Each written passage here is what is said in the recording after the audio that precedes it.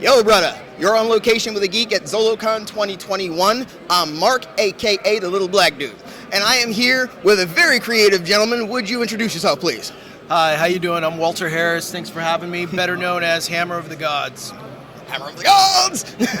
Now, I came across Mr. Harris here the last time I was at Zolocon back in 2019, but I unfortunately wasn't able to get him on camera, and I'm so fortunate to get him on today. As you can see all in front of us here, these are custom figures that he's making for Hammer of the Gods, as well as some wonderful fandom customs as well. So how did you get started making these?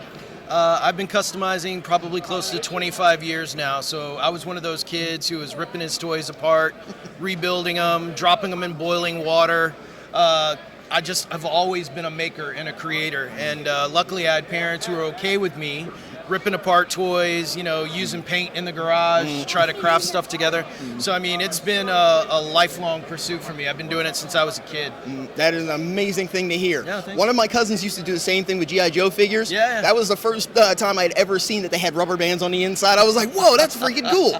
But again, that's something that I couldn't wrap my head around as a kid. Destroying your toys. Yes. Yeah, well. But it is an amazing thing. So how long have you been running the Hammer of the God series? So it's getting close to 10 years now from the start. I mean, at first I was just doing random customs, doing a lot of like characters based on other licenses and things, and I still dabble in that, but I got serious about my own line, Hammer of the Gods, and my own character, Punch-Out. I got serious about that probably about 7 years ago, and all of my friends were like, you got these great ideas, you're very serious about getting out there with a black hero, representing us, and I finally just said, you know what, I'm going to sit down, I'm going to write the story, I'm going to develop the characters, and I got the graphic novel done.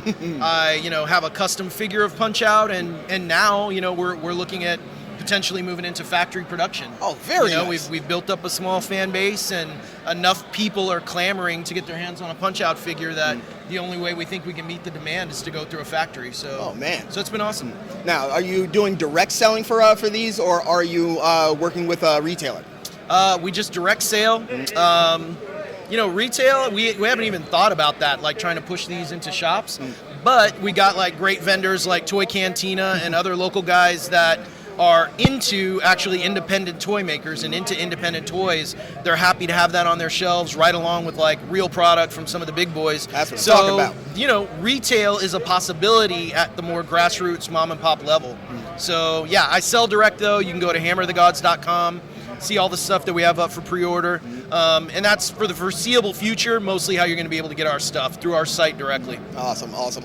Now, if I remember correctly, you are traveling a pretty long distance to get here. Yeah, so I used to be coming from Austin, Texas, which was forever away.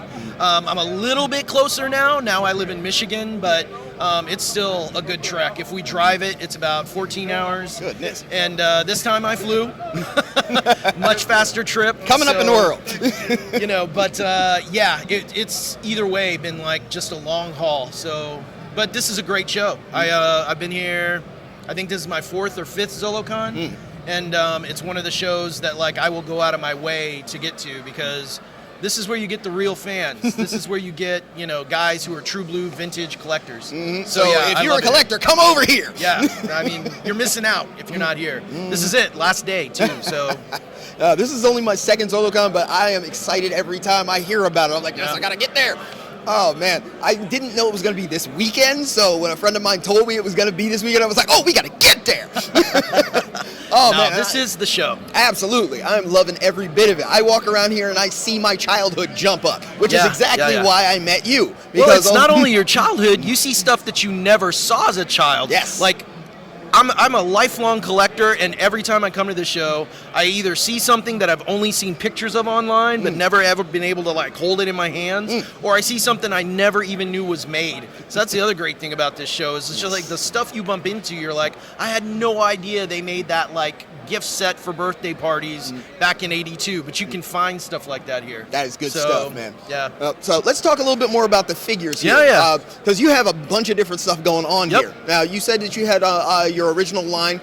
You have a couple of figures up in the front here. Are these from licenses? Because I'm seeing something that look like Frankenstein, Dracula, and all right. the Wolfman. So yeah, we brought those out as concepts just to see how people would respond to them and react to them. But we had this crazy idea, like, what if in World War II, like, the Nazis actually like found Frankenstein, resurrected Dracula, and recruited them, and we said, all right, well then the Allied forces would need to do the same thing, right? It'd be escalation. If Dracula and Frankenstein were fighting for the Nazis, then maybe we'd have super soldiers that were werewolves from the U.S. So anyway, we were just talking back and forth and being geeks like geeks are, and the idea just crystallized, and I was like, I need to just make some figures. I'm gonna see if I can make this concept work. So anyway, these are just some prototypes. We haven't actually done a run of them yet. We just wanted to see how people responded. So far, the response has been great. Like, people have been really into them.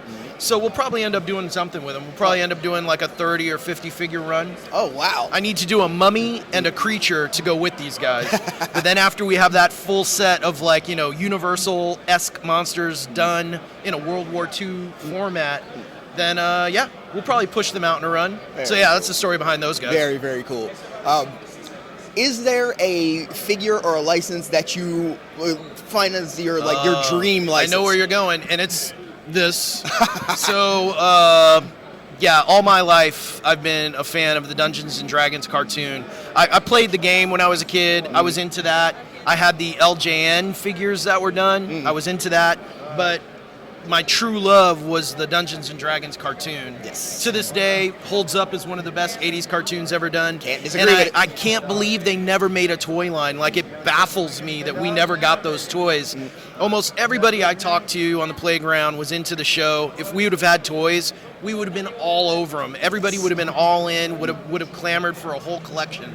So I just got tired of waiting, man. I'm in my 40s. I've been waiting my whole life, childhood into adulthood, for somebody to do those figures, and nobody has done them. So we did them. Yep. We just decided, you know what? I want those figures on my shelf alongside a He-Man collection. Yes. Why don't I just make them? So I did. And, you know, I found 30 other crazy people who were willing to, like, throw down enough money to actually help get the sets done. I love it. So we sold them as a large pre-order set. We'd never done that before. We usually do individual figures. Okay. This was a 9-figure set. So we were like, man, that's going to cost people a lot. I don't know if they're going to be down with, like, the long wait to do one figure at a time, but we sold out in a day. So that just shows you the pent-up demand. So to answer your question, man, if I could get any license, if I could do something like totally legit, like mass market, big retail, it would be the Dungeons and Dragons line for sure. I mean, you know, unless somebody wanted to talk to me about a Hammer of the Gods thing, but like outside of that, if it was like, you know, a dream property, it would be that. Oh, absolutely. I love it. Yeah. So please keep in mind, whenever you see something that you really, really like and nobody's doing it, you do it yourself. Fans Trust are me, doing there's the gonna best be stuff. people that want it. Yeah, man. I love every bit of it, man. I love it. I love it. One more thing. The graphic novel. Did you do the artwork for that, or did you hire somebody? I'm a writer. The art I do is mostly sculpting, painting, like, you know, I do figure design. That's where my art sensibilities really come to be. For the book, I wrote the story, but I worked with Alan J. Shell, an artist out of Indiana, and he did all of the character artwork. And then the backgrounds are actually painted so that it looks like Filmation cells. Oh. You know, so Alan did the flat art of the characters, and then a really talented digital painter, Sam J. Royale, he did digital paintings for every single frame. Oh, so my when you God, look it's at great. it looks almost like you're reading a cartoon. So, yeah, it's really, really neat. I love doing it. It took us forever. It was a labor of love. We started probably about 4 years ago, and finally finished it. You know, took us at least 3.5 years before it was printing. That is beautiful. No. Man, I can't even fathom how much you're doing here. It is, first of all, it's amazing to see anybody who can come up with this kind of stuff and make it happen. Second of all, the fact that you've built such a fan base around it. No, I and appreciate third, it. being able to contact, you know, people that have that same kind of fandom love for you. Right. That is a dream of mine. Yeah, you know, 'cause where I'm from, fandom is just starting to really pick up. Okay. But I was the anime community when I was a Right. kid, so I'm loving the fact that it's so much more now. I'm loving every bit of it, and I am so happy that I got to sit down with you. And I hope Oh, like man, crazy thanks for that having me. all of this stuff sells out and people have it and love it and say, "Yeah, I got this for Hammer of the Gods. You need to get some too." That's what I want to see for you. Well, I appreciate you, man. All I can tell you is keep persevering, because like the fandoms come. If you persevere and you're there and the work you do is good and people see your passion, the fans will come. That'll be natural. Oh, that's wonderful. Yeah, man. Keep doing what you're doing. Definitely. I am so glad that I got the chance to sit down and talk to these guys, because Hammer of the Gods is an amazing thing. You need to check these figures out. Go down to a site there so you can get where you're going. Is there any place else besides your website that people can find you? Yeah. So the website is hammerofthegodstoys.com, but you can find us on Instagram at HOTG Toys. I think Hammer of the Gods Toys will also bring it to us on Instagram, and then also on Facebook, Hammer of the Gods Toys. But if you're into the stuff, it's small boutique runs. We don't do a ton of figures, so things do sell out fast.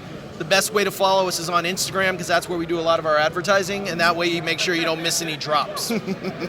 Oh, that is amazing. Thank you so much for being with All me. right, man. I appreciate Absolutely you. Thanks wonderful. for having me. Absolutely. But until next time, this little black dude, put your fist up with me. Stay geek Stay and geek, proud. baby.